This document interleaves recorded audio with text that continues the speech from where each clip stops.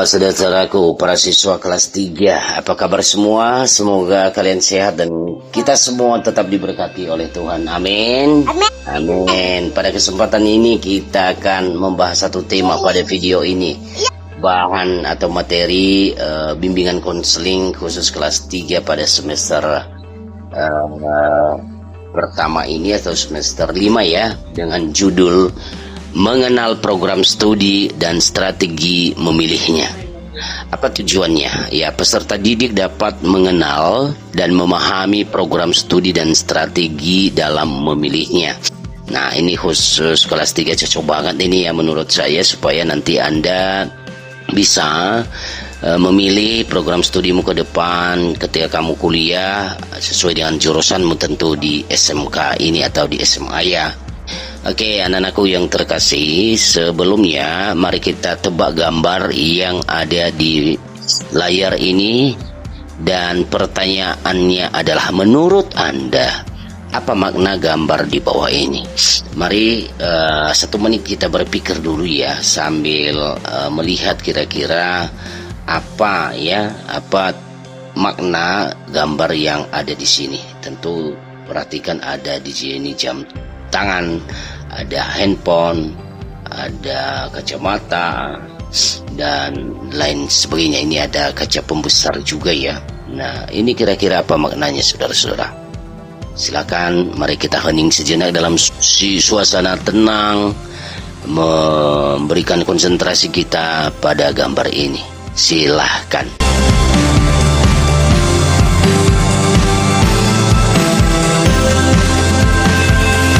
Anda sudah menemukan, silahkan catat di catatanmu supaya tidak hilang ya, itu makna gambar ini untuk diri kamu ya.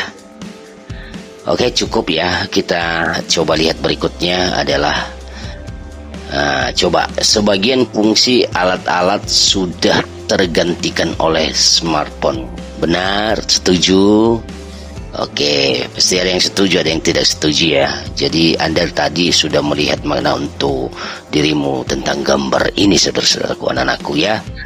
Oke, selanjutnya menurut Anda apa makna gambar di bawah ini lagi? Ini satu lagi gambar, dan coba perhatikan anak-anakku yang terkasih, di sini di tangan orang ini ada apa namanya itu ya, alat-alat media sosial ya, atau aplikasi media sosial. Dan maksudnya ini apa sih? Ayo, kamu bisa. Oke, saya hitung mulai dari angka 10 ya. 10, 9,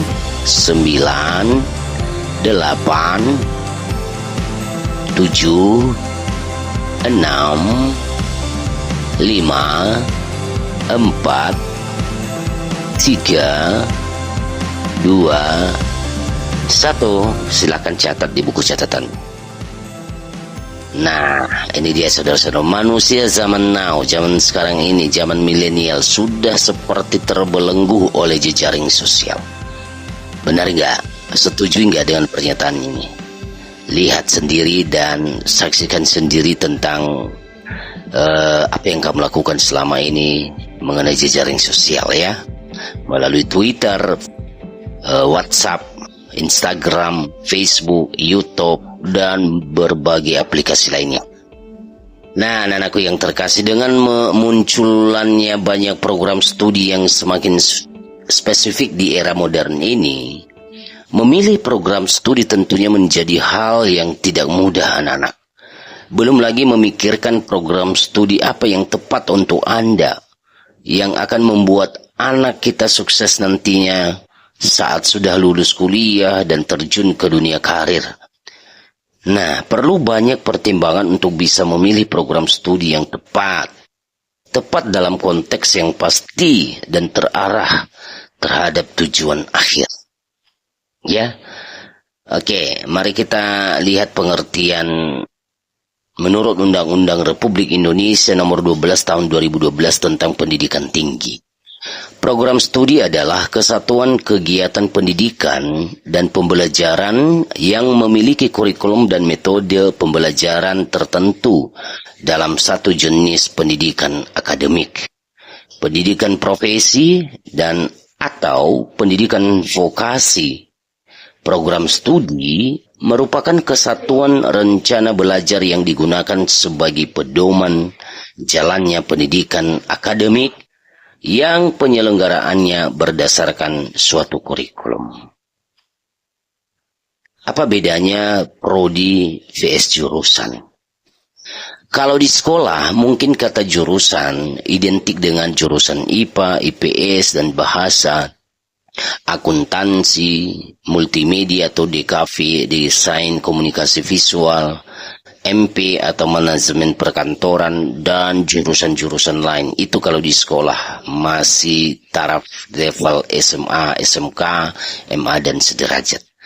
Nah, ke depan akan Anda tahu di universitas, kamu mungkin banyak mendengar kata prodi dan jurusan, sehingga kadang membuat kamu bingung. Sebenarnya apa bedanya sih prodi dan jurusan itu, anak-anak? Sebenarnya prodi dan jurusan itu sama. Hanya saja untuk di bangku perkuliahan, para akademis lebih suka menyebut pembagian divisi pendidikan ini dengan kata prodi, bukan jurusan. Jadi kalau nanti kamu ditanya orang lain, jurusan apa di kampus? Tidak perlu bingung menjawabnya ya. Kamu cukup jawab apa prodi yang sedang kamu jalani atau kamu akan tuju. Bagaimana cara memilih program studi anak-anakku kelas 3? Prinsip dasar yang harus diperhatikan dalam memilih program studi antara lain. Yang pertama, akademik. Pemahaman tentang program studi harus tahu, ya, disesuaikan dengan minat bakatmu, hobi kamu ya. Yang bagian B, kemampuan akademik. Kamu mampu enggak ketika kamu memilih jurusan tertentu, misalnya akuntansi atau multimedia, apakah nanti di prodi di universitas kamu mampu enggak? Tentu kamu sudah sebenarnya tahu kemampuanmu di sekolah, ya kan? Yang kedua ada namanya non-akademik. Bagian pertama dalam hal ini adalah menyesuaikan cita-cita, minat, dan bakat. Ya, harus disesuaikan itu. Kalau tidak, kamu salah arah. Yang bagian B adalah faktor dan variabel pendukung untuk non-akademik ini ya. Yang pertama yang harus kamu tahu adalah sesuaikan cita-cita, minat, dan bakat. Dan harus benar-benar realistis ya, jangan memaksakan diri terhadap non-akademik yang kamu pilih. Kemudian kamu pikirkan juga lokasinya bagaimana, cocok, sesuai enggak, bisa dijangkau enggak, dan biayanya bagaimana. Jangan-jangan kamu memilih universitas atau apa yang non-akademik itu, non-pendidikan maksudnya ya, itu tapi kamu tidak bisa jangkau dalam segi biaya. Kemudian daya tampung jurusan atau peluang diterima di situ ada enggak kemungkinan. Yang berikut adalah masa depan karir dan pekerjaan dengan yang kamu pilih itu ada enggak. Nah, kamu harus pelajari anak-anakku, kenali pesaing-pesaing di dunia usaha nantinya ke depan. Baru memilih program studi non-akademik ya. Kemudian pahami jejaring perguruan tinggi tujuan, kampus networking ya. Dan tentu harus tahu juga tren ya, yang sedang tren zaman sekarang ini sesuai enggak dengan pilihan kamu ya. Oke, jadi ada dua ya, ini ada akademik, itu ada non-akademik ya. Nah, kegiatan kita apa saudara-saudaraku, anak-anakku? Nah, nama kegiatan kita saat ini adalah mengelompokkan program studi. Ya, kamu diminta untuk membentuk kelompok 5-6 orang ya. Dan dalam kelompokmu nanti diminta untuk mencari informasi sebanyak-banyak tentang berbagai program studi di Indonesia, PTN dan PTS. Yang bagian C adalah program studi yang sudah didapatkan, dikelompokkan berdasarkan bidangnya. Misalnya program studi bidang ekonomi, akuntansi, manajemen, atau perkantoran, MP ya, manajemen perkantoran.